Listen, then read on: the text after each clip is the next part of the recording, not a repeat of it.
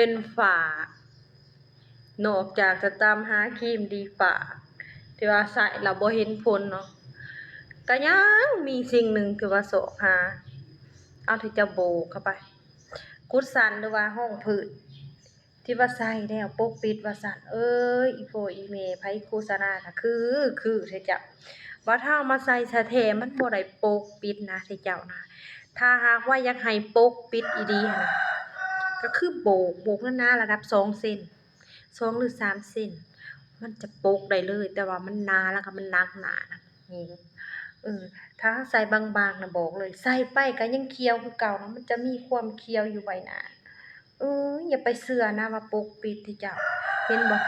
คันได้ใส่แล้วก็หน้าลอยอันนี้แค่กล้องนะหน้าลอยหน้าแบบนี้นะเบิ่งคือว่าบ่เห็นฝ้าแต่ว่าอยู่ภายนอกหั้นน่ะมันหนาจนบ่อยากสิเว้า